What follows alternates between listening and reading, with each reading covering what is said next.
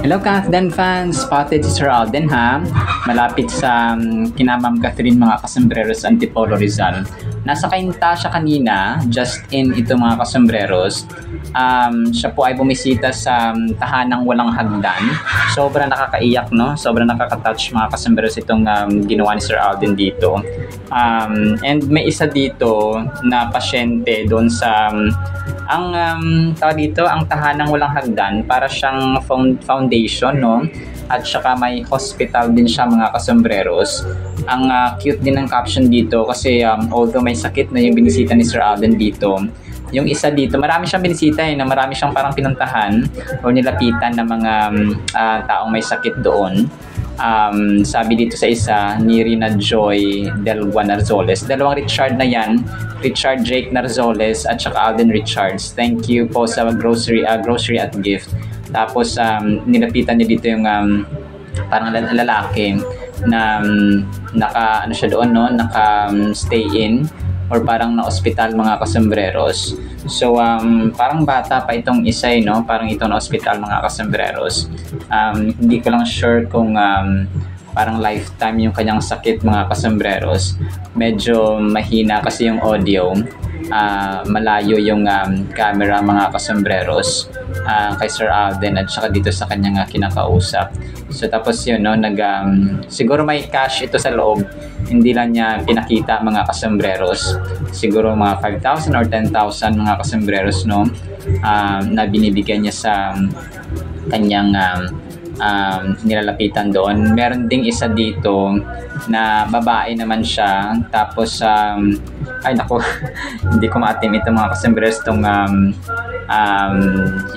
yung paa na babae na may mga braces na fracture, parang na fracture yata ito mga kasembreros. Tapos nilagyan ng mga stainless. Alam niyo, may nakausap ako sa ospital dito sa Davao Regional. May ganito rin siya na may braces mga kasembreros at saka may stainless yung paa. Sa unang araw lang siya masakit pala. Pero pagka ilang ano na ay nawawala yung sakit kapag after na anesthesia, something like that. Tapos pero mahirap, no, syempre kasi may stainless yung mga paa and so on. Pero nakakangilo tingnan, no, yung dito nakananghag pa si ate, no, hindi na siya nahiya mga kasembreros. At least alam niyo, nakakaiyak to mga, very touching at very heartwarming itong ginagawa ni Sir Alden. Ito yung sasabi natin na it's not just about the fame, it's not just about the name, it's not just about your money, your influence, your position sa society na isa kang kilalang artista. It's about the advocacy, the purpose sa buhay, no, na bihirang-bihira makita, no, at saka matagpuan sa isang personalidad, especially kapag yung artistang artistang sumikat na, dumami na yung pera, dumami na yung assets, no. Bihirang-bihira mga kasembreros na makakita ka ng gantong puso na tulad ng kay Sir Alden. And ito yung gawa ng spirit ni Lord mga kasembreros sa kanya, na kung saan ay parati siyang babasa ng Biblia. So ang tanim ko pa ang Biblia na natanim na salita mga kasembreros kay Sir Alden, ito yung kanyang bunga, yung compassionate, loving, patient, no, maawain mga kasembreros, merciful, kind, generous mga kasembreros. So ito yung bunga, resulta ng pagtatanim ng salita, yung binhi ng salita ng Panginoon mga kasembreros sa kanyang buhay. So kaliwat kanan na yung kanyang ganap today mga kasembreros. Even parang he spent his Sunday na tumulong mga kasembreros dito nga sa tahanang walang hagdan. Grabe, no, narinig ko na to dati, pero iba yung impact ngayon mga kasembreros. Nakakaiyak siya, na nakaka-heartwarm mga kasembreros yung ginawa ni Sir Alden dito. And then binisita rin actually niya yung PAWS, no, yung Philippine Animal Welfare Society, na kung saan na yung mga aso naman ang kanyang pinaglaanan ng panahon mga kasembreros. So as all we know, Sir Alden is the ambassador of Philippine Animal Welfare Society mga kasembreros. nagulat niya ako dito sa ganap niya kasi bihira na siyang mag-post sa Instagram. Tapos dito ay nag-post din yung ano, no. So yung Philippine Animal Welfare Society nag-post din po, no. Of course may buhat-buhat siyang aso dito. And then yung GMA, no, nag-post din mga kasembreros ng yung Inquirer pala, no, yung Inquirer.net. Look, Alden Richard visits tahanang walang hagdanan, shelter for people with with PWD pala mga kasembreros, no, with disabilities in Cainta, Rizal on Sunday morning, December 7 for outreach activities. He is set to visit 2 other charitable organizations later in the day. So meron pa pala siyang bibisitahin maliban sa POS, maliban sa tahanang walang hagdanan mga kasembreros. So ibang klase, no, talagang nakakatuwa Sister Alden mga kasembreros. Talagang yung advocacy nila, yung core value nandoon mga kasembreros. And may mga picture din siya dito, no, na andoon nga siya mga kasembreros sa kanyang outreach program ngayong araw mga kasembreros.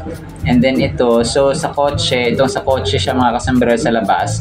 Ito niyata yung paglabas mga kasembreros sa kotse.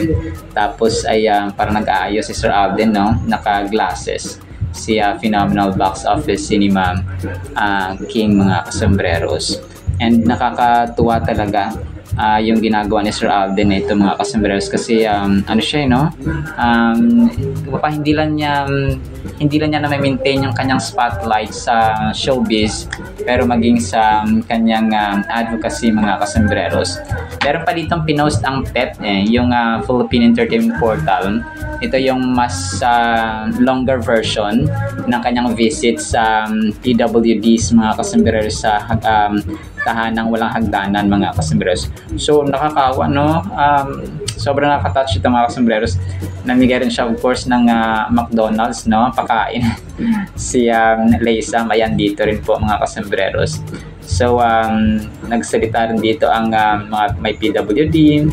Grabe, no, naka-wheelchair, karamihan pala dito naka-wheelchair, parang hindi na sila makatayo and so on mga kasembreros. So yun, nagsalita rin dito Sir Alden. Mamaya papakinggan natin ito para mas ma-appreciate ninyo mga kasembreros. So nandito talaga yung advocacy niya na giving back ba. Sino yung gusto nating tulungan o sino pang pwedeng tulungan for today. So gano'n, no, yung kanyang purpose sa buhay talaga mga kasembreros. So sabi niya munting regalo, no, para sa mga PWD mga kasembreros. And yun, may mga pala sila. So yun, may mga cash assistance din talaga sila mga kasembreros, no, from AR Foundation. So parang dito na pala, no, yung kanilang van. Hindi, so iba pala to mga kasembreros. So tahanang walang hagdan. Ang grabe, saludo, no, salute, no, hats off kay Sir Alden and maging yung kanyang team, kasi hindi naman yan magpapatuloy mga kasembreros kagaya ni Sir Leysam, sina Mama Ten. So hindi yan magpapatuloy kapag hindi siya sinusuportahan ng kanyang buong team mga kasembreros. So ang ganda, ang lupit lang at saka ang nakaka-touch mga kasembreros kasi nadadala niya yung kanyang buong team mga kasembreros sa gantong uri ng outreach program. And sana, no, lahat ng dito mga kaibigan niya sa showbiz na alam mo yung umaapaw na yung grasya, umaapaw na yung biyaya, sana ay magkaroon pa ng gantong advocacy mga kasembreros. And then ito, next item natin. So magkakaroon pala ng yung Alden Trendsetter, ha. Magkakaroon sila ng parang pa-games. Sabi niya dito ay magkakaroon sila ng may quiz night sila, Q&A mga kasembreros, tapos para magkakaroon sila ng premyo siguro. Alden at 15, built on heart, passion, and purpose. New activities sa Netflix plus one teleparty. So magkakaroon sila ng hindi ko lang alam kung ano yung gagawin pa dito. May mga nakalista dito na activities sila yung Alden Trendsetter 20 hours ago. New activities, not the usual things we do during our online celebration of Alden's anniversary. So magkakaroon sila ng parang online connection or parang something like that mga kasunod during sa bukas, no, December 8, we'll have a true Netflix watch party through teleparty, a different Q&A this time around. Alden Quiz Night, watch out for 18 polls throughout the day. Join us as we celebrate one of the most unforgettable milestones of the one who is our reason, our constant, and our force.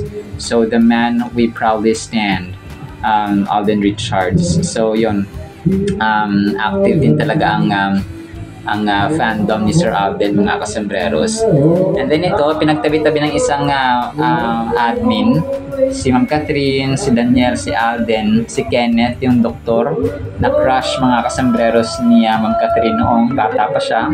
Tapos si Kyle Itchari, tapos si Mark Alcala. Hindi ko alam bakit nasali ito si Kyle Itchari. Tapos yung picture ni Ma'am Catherine dun sa Star Magic Ball or ABS-CBN Ball mga kasembreros.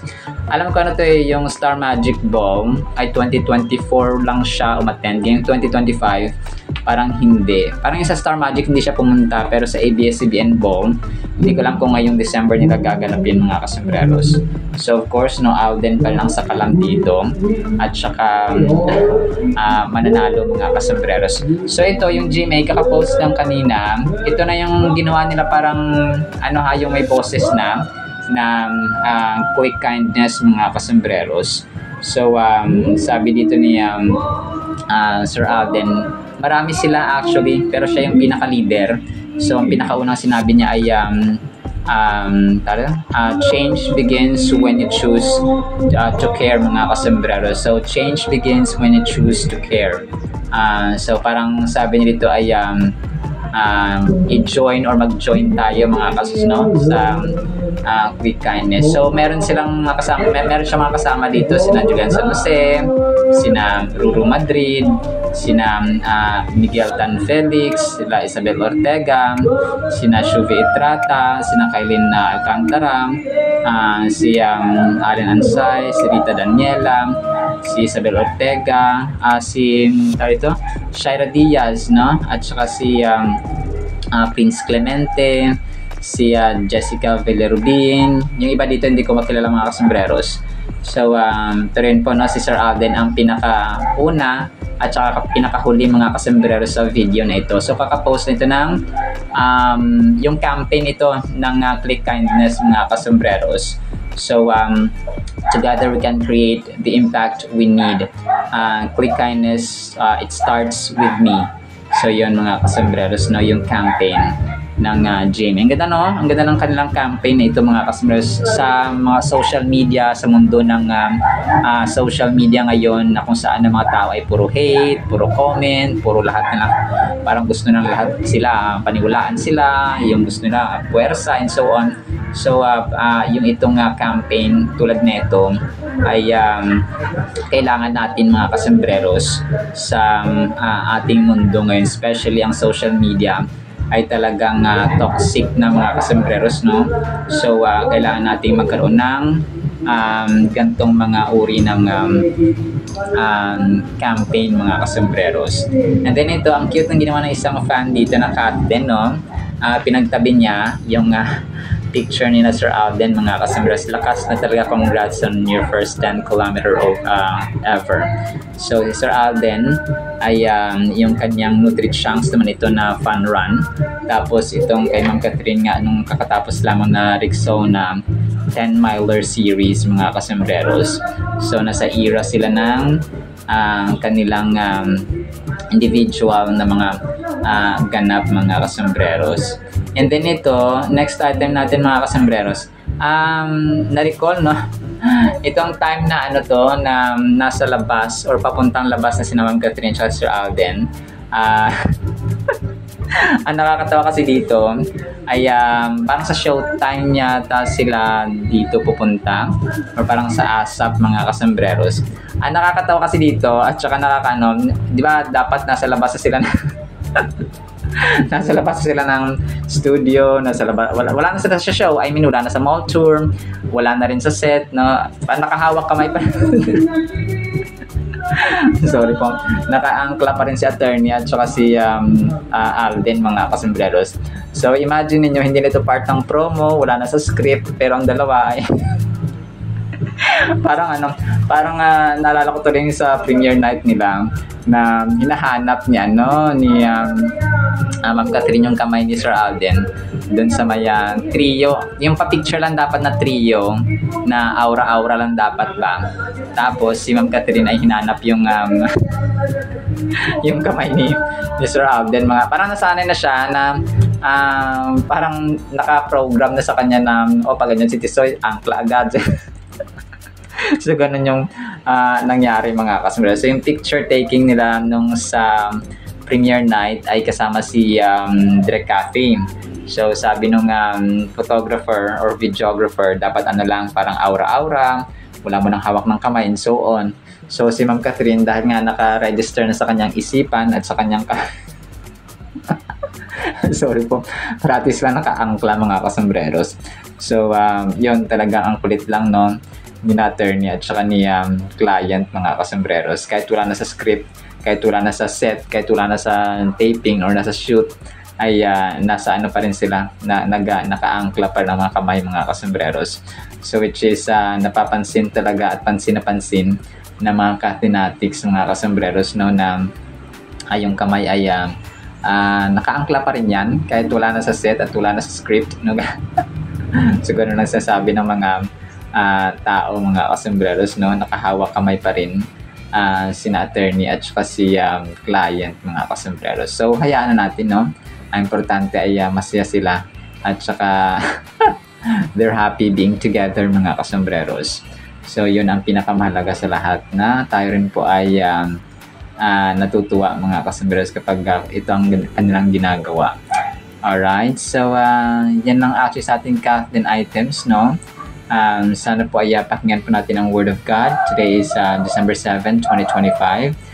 Sunday na po, and bukas ay marami tayong aabangan kasi marami tayong mga items, mga kasembreros, na isasama. So tomorrow is another day, ika nga, mga kasembreros. So yun lamang po, and a blessed Sunday evening po sa bawat isa. Sana po ay pakinggan po natin, pakinggan mo natin itong sa speech ni Sir Alden sa Tahanang Walang Hagdan. Tapos itong sa Click Kindness nila. So yun, para ma-appreciate po ninyo, mga kasembreros. So yun po. And then afterwards, ay ang napakagandang salita po ng Panginoon. Blessed Sunday evening po sa bawat isa. Several times sa Tahanang Walang Hagdanan. Gusto lang din po namin malaman na meron pong mga tao may pakialam sa inyo po lahat na nandito. Yes po. Of course, to all the volunteers po that's continuously reaching out and helping hand to the institution, ipapasalamat po kami. Tandaan po natin na in this lifetime, there's no good deed that goes unrewarded. So si Lord naman po ang nakakita niya. Muli po, maraming salamat po sa inyong lahat, and we hope that kahit paano in just a short time po, na-enjoy niyo po yung munting regalo na hatid po namin para sa inyo. Maraming salamat po. And with this po, Ms. Lita, tagapin niyo po itong munting regalo po na from AR Foundation para po sa Tahanang Walang Hagdanan. Sana po makatulong. Change begins when you choose to care. Join us in making a difference. Kung sino ang mahal mo, mahal ko na rin. Kung masakit na at makulit na masyado, just block and delete. Huwag nyo nang patulan. Kahit nega sila, smile ka lang. It is for your mental health and peace of mind. Huwag maniwala sa fake news at huwag i-share. Delete mo na lang. Let's do this together. Let's be more compassionate. Let's spread love. Let's click kindness. Click kindness. Click kindness. Click kindness. It starts with me. With me. With me. With me. It starts with me. Together, we can create the impact we need. Click Kindness, start now. At para po sa ating Word of God, is sobrang ganda po nito, mga kasembreros. Ang title po natin ay Utos ng Pag-ibig. 1 John 2 verse 7, Brethren, I write no new commandment to you, si Apostle John ang nagsasalita, but an old commandment which you have had from the beginning. The old commandment is the word which you heard from the beginning. So, si Apostle John, and by the way yung books ng nasinulat ni Apostle John ay yung sa apat ng Gospels, yung Matthew, Mark, Luke, and John. So siya nang sumulat dito. 1 First John, meron pang isa, Second John, tapos Third John, tapos Revelation. So 5 lahat ang sinulat niya Apostol Juan, mga kasambreros. So sa hindi po nakakaalam, si Apostol Juan lamang po ang pinakatanging apostol sa lahat ng apostoles ni Lord Jesus Christ na namatay dahil sa katandaan, no? Kung will at kalooban ng Panginoon iyon para masulat pa niya ang Revelation, yung the last book ng Holy Bible, mga kasambreros. So yun, talagang amazing din ang ginawa talaga ng Panginoon sa buhay ni Apostle John and even sa buhay ng mga disciples niya. Pero si Apostle John si John the Beloved, no? Ang katanging-tanging disipulo na namatay dahil sa katandaan. So dito, utos ng pag-ibig. Kung kayo po ay bagong Kristiyano at gusto nyo ng halos ma-digest nyo kung gaano tayo ka-iniibig ng Panginoon, basahin nyo po ang books of John, mga kasambreros. So yung sa Gospel of Matthew, Mark, Luke, and John. So yung John doon, napakaganda ng mga kasambreros. Kung kayo po ay nagsisimula sa inyong faith journey, sa inyong Christian journey, ay basahin niyo po iyon, mga kasambreros, ha, kasi sobrang ganda po nun. And yung Revelation kasi, kung hindi maintindihan, ay baka matakot po kayo, mga kasambreros, na yung Revelation, yun yung second coming of the Lord Jesus Christ at mangyayari, no, sa mga huling araw. Dito, in-emphasize again ni Lord, no, through Apostle John, mga kasambreros, yung utos ng pag-ibig, okay? Yung dating, kasi diba, nung nagkaroon ng utos na 10 during the time of Moses, ay ginawang 2 ni Lord Jesus Christ, mga kasambreros, na love the Lord your God with all your heart, mind, soul, and strength, and then love your neighbor as you love yourself. So, hindi naman ibig sabihin nun na binali at saka pinutol or tinwist ni Lord Jesus Christ ang commandment. Sinuma niya lang, kumaga pa, ginawa niyang summary, mga kasambreros, para ang tao ay hindi na mangangalunya. Kung mahal mo ang iyong asawa, hindi ka mangangalunya. Kung mahal mo ang iyong asawa, ang iyong kapwa-tao, hindi ka magnanakaw. Kung mahal mo ang kapwa mo tao, hindi ka papatay. Kung mahal mo ang kapwa-tao mo, hindi mo siya gagawa ng masama in general, mga kasambreros. So hindi mo siya kaiinggitan, hindi mo siya in general na yun, mga kasambreros. Dahil lang pag-ibig ay kumapa yung pinaka-importanting character, mga kasambreros, kasi susumahin nun lahat kumapa yung pinakatuktok ng lahat ng characters na meron tayo. Kung meron tayong pag-ibig, magiging kind tayo. Kung may pag-ibig tayo, magiging patient tayo, magiging understanding tayo. Kung may love tayo, meron tayong pagkakaisa, may unity, may peace, no? So yun siya, mga kasambreros. Kasi God is love. Kung kaya ang gusto niya i-possess natin ay maibigin tayo sa mabuti, mga kasambreros. Wag niyong masama-sama. Kasi yung iba, love conquers all, no? Ang lahat daw ay natatalo ng pag-ibig. Pero kapag masama naman na hindi na yung pag-ibig, mga kasambreros, so kapag tinotolerate natin yung isang tao, isang bagay. So kunwari, mabisyo yung asawa mo, tapos yung kapatid mo o yung tropa mo, kinukonsinti mo pa rin. So that's not love, mga kasambreros. Dapat radical love din siya, mga kasambreros. Kasi Jesus Christ Himself, He wanted us, He rebuked us, mga kasambreros, even yung mga disciples, no, kapag mali ang kanilang ginagawa. So tayo din ganun, no? We do not rejoice sa masama or sa maling gawa, but we rejoice in the truth and in goodness, mga kasambreros. The love of Christ is a godly love which is far greater than the human love we attempt to show to parents, spouses, children, friends, and others. Such love can only be manifested in the life of a believer who is walking in spirit and truth. However, it should be through this freely given, naturally imputed love that all men would know that we are His disciples. So nakikilala ang mga anak, ang mga disipulo, ang mga may pananampalataya kay Lord, no, ang mga umiibig sa Kanya kung tayo po ay mapagmahal. So hindi natin pwedeng sabihin na mapagmahal ka or anak ka ni Lord or may pananampalataya ka sa Diyos kung ikaw ay palaaway, no? Ikaw ay bugnutin, ikaw ay hindi pasensyosa, ikaw ay inggitera, ikaw ay magnanakaw, ikaw is so lahat ng mga kasams, no, sorry po sa mga terms natin. So, the old command was to love our neighbor as ourselves, but the new command of Christ eclipses the glory of the former by raising the standard of godly love into impossible heights. The beautiful spiritual fruit of godly love can only be manifested in our lives when imputed to us by God Himself. So, as we walk in humble obedience, in total dependence before Him. So, yung yung pag-ibig na ito, hindi lang ito yung emotion, no? Hindi lang ito yung mababaw na pag-ibig mga kasembreros, pero ito po ay binigay ng Panginoon. So kung ang pag-ibig na meron ka ay binigay ng Panginoon dahil sa ating pagsunod sa Kanya, dahil sa ating pag-ibig sa Kanya, at saka total dependence natin sa Kanya mga kasembreros, ay ito rin yung love na magagamit natin sa ating asawa, sa ating anak, sa ating kapatid, sa ating magulang, sa ating kapitbahay, kaibigan, etc. So, kasi kung hindi yan galing sa Panginoon, yun nga, no? Mali yung application natin ng pag-ibig. Mali yung pagkakaintindi natin ng pag-ibig, no? Parang may asawa na siya, tapos kasal sila, tapos gusto mo pa rin maangkin. So, yun yung isasabi nating mali na application ng pag-ibig, mga kasembreros. So, kunwari, no? Yung babae sa babae, lalaki sa lalaki, no? So, ganun siya mga kasembreros. Tapos, bata-bata mo pa, no? Tapos, gusto mo magka-jowa, no? 13, 14 years old, no? Talaga. So, maling application ba? So, iba't ibang forms, iba't ibang situations, iba't ibang tawag, pero yun nga, no? Mali siya mga kasembreros. So, kagaya ng kung mahal mo ang asawa mo, hindi yun ang level ng pagmamahal na dapat mo ibigay mo sa kapitbahay kasi ibang level yun mga kasembreros. Kunwari, magulang mo. So, parang ganun ba, no? May level of love mga kasembreros. So, pero lahat sila mahal natin, pero meron lamang siyang mapa-priority ba? So, ganun siya. Hindi pwedeng may occasion yung pamilya mo or yung asawa mo, for example, or anak mo, unahin mo yun kaysa sa occasion ng kapitbahay mo or ng sino man dyan mga kasembreros na hindi gaano malapit sa'yo. So, ganun siya mga kasembreros. So, John, who is often referred to as the Apostle John or Apostle of Love, wrote as at the sunset of his life, "Beloved, I am not writing a new commandment to you, but an old commandment which you have had from the beginning.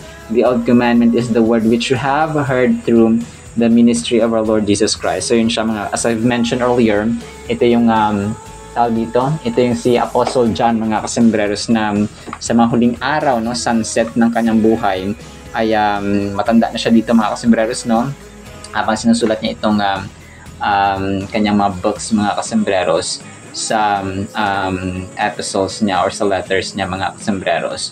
So the old command to which John refers is the new commandment that Christ gave to his disciples as he prepared to face the cruel nails and crown of thorns and the full force of God's righteous wrath poured upon him as he was made sin for us and took on his sinless shoulders the sin of the world. Christ did this in love so that whosoever believes in him should not perish but have everlasting life. So grabe, no? Sobrang nakaka-touch itong mga dito. Yung mga words like sabi niya, as he prepared to face, no? Para harapin niya yung cruel, yung lupit ng nails, no, ng pako at saka yung crown of thorns mga kasembreros. Alam natin, no, yung istorya na namatay si Jesus Christ sa krus ng Kalbaryo, very brutal and very cruel mga kasembreros. So crown of thorns and the full force, sabi dito full force siya mga kasembreros, full force ng galit, no, wrath ng Panginoon mga kasembreros upon him as he has made sin for us and took on his shoulder, in his sinless shoulders mga kasembreros. So inako niya lahat, kumbaga pa sa term natin dito na is tain, no, kumbaga parang ayaw mong tingnan, ayaw mong amuyin, ayaw mong hawakan because it's tain, no, sorry po sa term mga kasembreros, no ebak mga kasembreros. So ganun siya, no, grabing tindi ng galit ng Panginoon, ng Diyos Ama mga kasembreros, at ang kanyang galit na yun ay inako lahat ni Lord Jesus Christ sa kanyang shoulder. So only if we realize, no, and emphasize that his love is so great mga kasembreros. Apostle John not only taught others to love as Christ loved, but he became a living example of what it meant to love in this way. He was not writing a new commandment in this episode, but reinforcing the need to love others as Christ loved us. So yon, reinforce ba, kumaga pa nag-remind siya dito na ganito dapat magmahal. Okay, let's love one another because Christ loved us and that he gave his only begotten son mga kasembreros, no, as Jesus Christ did on the cross. The love of God is a multidimensional love. The breadth of God's love embraces all who are saved by grace through faith and embraces Jew and Gentile, young and old, male and female, all people, climes and tongues mga kasembreros. So lahat, no, lahat ng mananampalataya sa Kanya ay may pag-ibig dapat na napopossess because God is love Himself. Alright? So, yun lang sa ating word of... Ganda, no?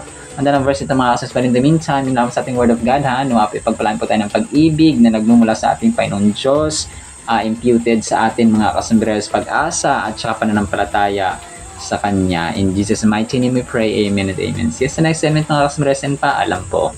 I love you all.